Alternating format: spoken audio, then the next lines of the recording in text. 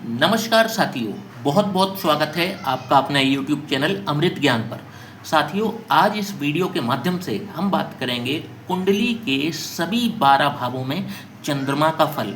जी हाँ साथियों, चाहे आपकी कोई भी लग्न हो, कोई भी राशि हो, कोई फर्क नहीं पड़ता। आप बस अपनी जन्म कुंडली उठा लीजिए और देखिए कि चंद्रमा आपके कुंडली के किस भाव में विराजमान है और हमारे बताए हुए फलादेश क्या आपके साथ भी घटित हो रहे हैं। इससे पहले कि हम अपने वीडियो की शुरुआत करें, आइए जानते हैं चंद्रमा के बारे में कुछ विशेष बातें। जैसे साथियों, चंद्रमा जल का कारक है, चंद्रमा मन का कारक है, चंद्रमा आपकी माता का कारक है, चंद्रमा आपके मन का सुख है। चंद्रमा से हम लिक्विडिटी यानी कैश को भी देखते हैं। चंद्रमा यदि किसी व्यक्ति का मजबूत हो तो ऐसा व्यक्ति इमोशनली बहुत स्ट्रांग होगा और बड़ी से बड़ी मुसीबत का सामना, बड़ी से बड़ी मुसीबत को हैंडल बहुत आराम से कर सकता है। परंतु यदि किसी व्यक्ति का चंद्रमा ही पीड़ित हो जाए, किसी व्यक्ति का मन ही पीड़ित हो जाए, तो व्यक्ति चाहे कितना ही योग्य क्यों ना हो, वो गलत डिसीजंस लेने के कारण जरूर पछताता है। साथियों, वृषभ राशि यानी 2 नंबर की राशि में यदि चंद्रमा 3 अंश पर है तो वो अपनी परम उच्च अवस्था में होता है, बहुत ही बेहतर, बहुत ही मजबूत स्थिति में होता है। वृश्चिक राशि में ये चंद्रमा नीच का हो जाता है। कर्क राशि का स्वामी है। सूर्य मंगल गुरु से मित्र भाव रखता है एवं शनि शुक्र राहु केतु से शत्रु भाव रखता है। बुध से ये समभाव रखता है। तो साथियों, देर न करते हुए अपने वीडियो की शुरुआत करते हैं और जानते हैं यदि किसी व्यक्ति का चंद्रमा यदि लग्न में ही विराजमान हो, यानी कि पहले भाव में ही विराजमान हो, तो कैसा परिणाम दिखाएगा। तो साथियों, ऐसे व्यक्ति के अंदर एक गजब की क्षमता होती है। इनके अंदर शारीरिक बल तो होता ही है, परंतु शारीरिक बल से डबल इनके पास होता है भावनात्मक बल यानी इमोशनल पावर। ऐसे व्यक्ति की बहुत ही मजबूत होती है, जिस वजह से यदि इनके पास कोई दुख भी आते हैं तो उस दुख का सामना ये आसानी से कर सकते हैं। ऐसा जो व्यक्ति है अपनी माता से बहुत ज़्यादा लगाव रखता है। माता से उनको किसी न किसी प्रकार की संपत्ति यानी प्रॉपर्टी का भी जरूर लाभ प्राप्त होता है। ऐसा व्यक्ति जो है वो अपने कैरियर की शुरुआत में नौकरी करता है, बाद में जाकर के ये व्यापार करते हैं और व्यापार में इनको सफलता भी जरूर प्राप्त होती है। साथियों, बात करेंगे चंद्रमा यदि किसी का द्वितीय भाव में विराजमान हो कैसा परिणाम दिखाएगा। द्वितीय भाव यानी आपकी वाणी का भाव, आपके कुटुंब का भाव, धन का भाव, यदि चंद्रमा यहाँ पर विराजमान हैं तो ऐसा व्यक्ति बहुत ही मृदुभाषी होता है, मधुर बोलने वाला होता है, मीठा बोलने वाला होता है। अपनी मधुर भाषा के कारण ये अपने शत्रुओं से भी, आप यकीन मानिए, ये अपने शत्रुओं से भी कई बार कार्य निकालने में सफल हो जाते हैं। मतलब अपने मित्रों से तो हर कोई अपना काम निकालता है, मित्र इनकी मदद करते भी हैं, परंतु ये अपने शत्रुओं से भी अपना कार्य सिद्ध करा लेते हैं, इतने मृदुभाषी होते हैं। और यदि बात की जाए तो आकर्षक व्यक्तित्व के धनी होते हैं। इनकी मीठी वाणी को सुनने के लिए इनके आसपास हमेशा कोई ना कोई व्यक्ति जो है वो विद्यमान रहता है इनकी मीठी वाणी को सुनने के लिए। शौकीन गजब के होते हैं। अपने शौक को पूरा करने के लिए जब ये खर्च करने पर उतर आएँ तो फिर ये किसी भी प्रकार की सीमा नहीं देखते। इनका जो भाग्य उदय है वो जन्म स्थान से बहुत ज़्यादा दूर जा कर के होता है। यदि ये वापस अपने जन्म स्थान पर लौट आते हैं तो वापस से इनको दुर्भाग्य घेर सकता है।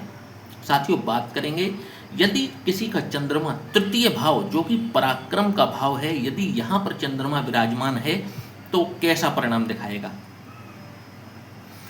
ऐसा व्यक्ति बड़ा ही खुश मिजाज होता है, जिससे भी मिलता है मिलनसार तरीके से मिलता है, लगन का बहुत पक्का होता है, जो भी कार्य अपने हाथ में लेता है उसको पूरा करके ही छोड़ता है, धार्मिक गजब का होता है और यदि इनकी आस्थाएं या इनकी प्रीत या इनका प्रेम, यदि किसी के प्रति लगाव है, इनकी आस्था है, और यदि कोई भी व्यक्ति उस आस्था के, उस प्रेम के आड़े आ जाए, तो ये किसी भी स्तर तक उतर सकते हैं।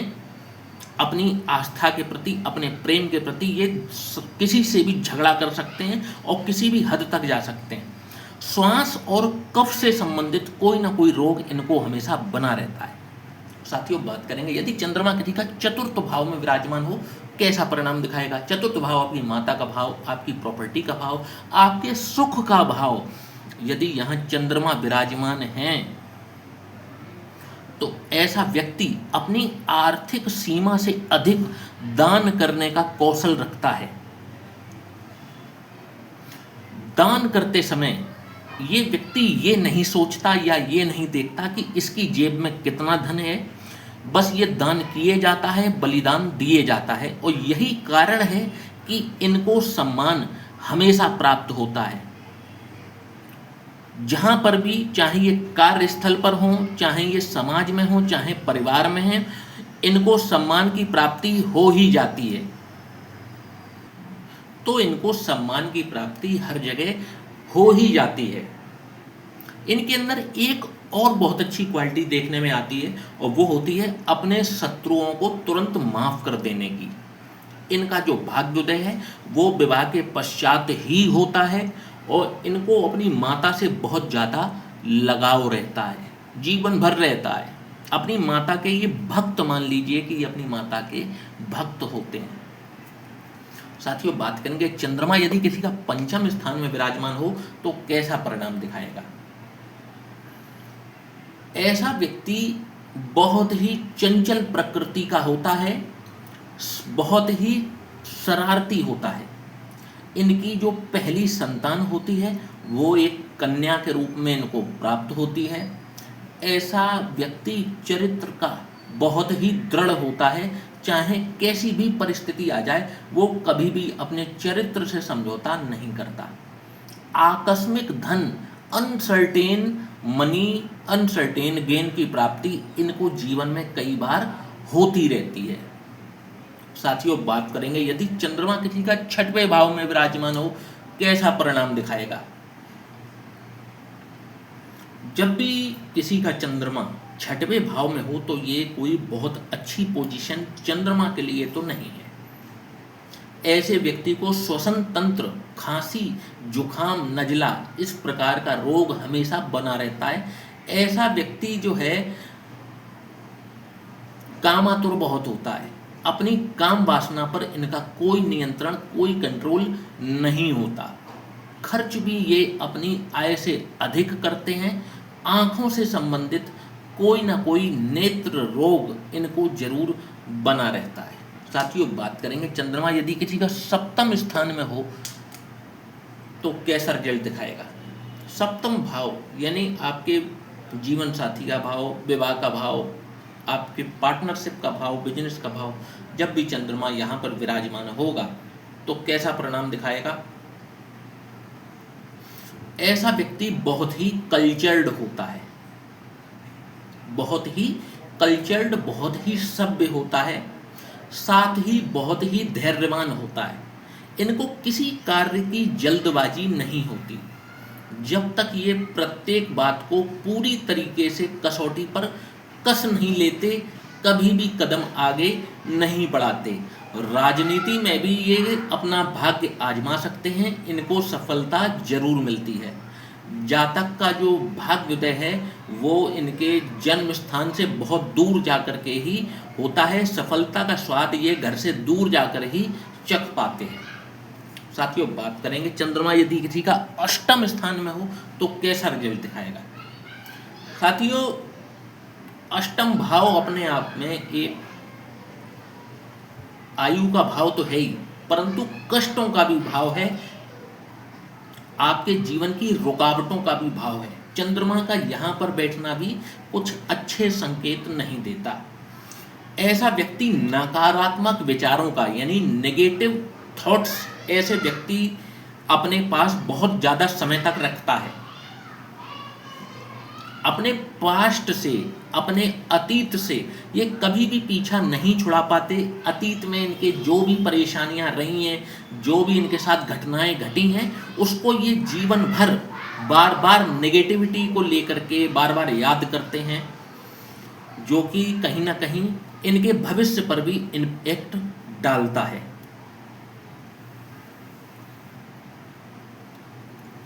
काम वासना पर भी इनका कोई नियंत्रण नहीं होता।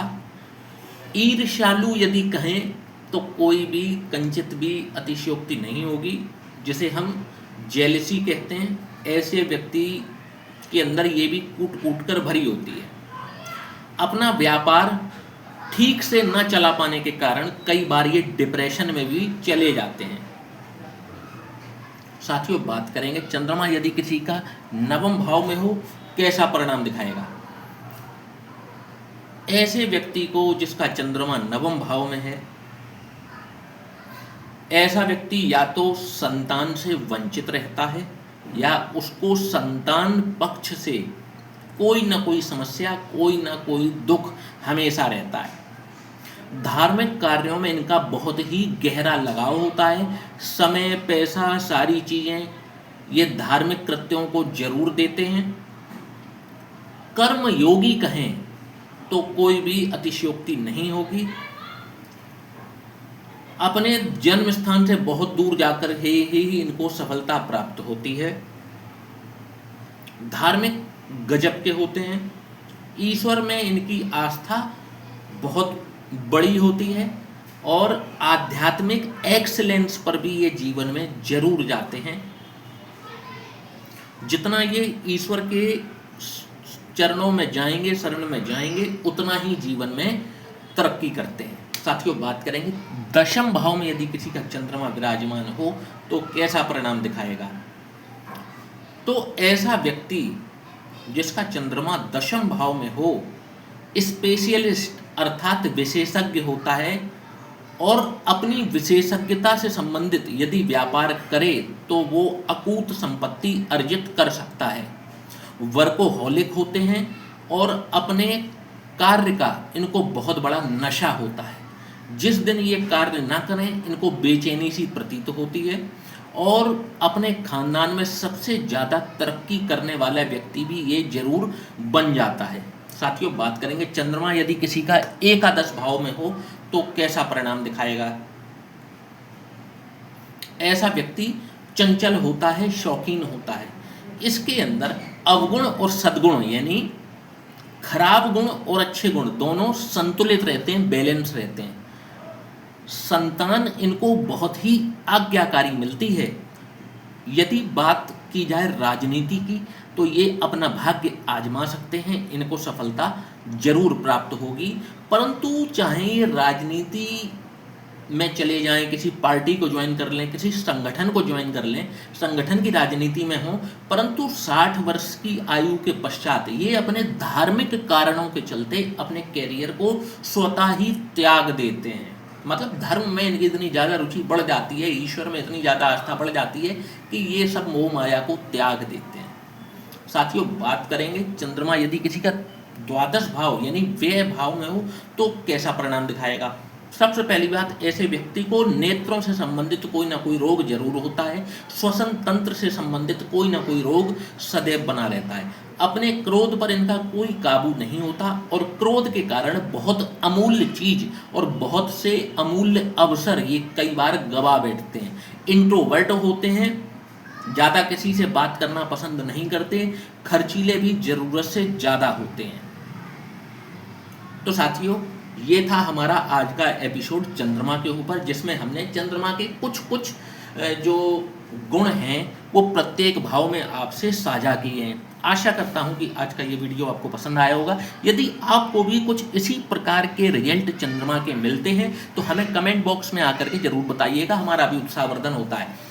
और यदि आप भी अपनी कुंडली का विश्लेषण करवाना चाहते हैं तो नीचे दिए हुए इस व्हाट्सएप नंबर पर आप हमसे संपर्क कर सकते हैं। जय श्री राम।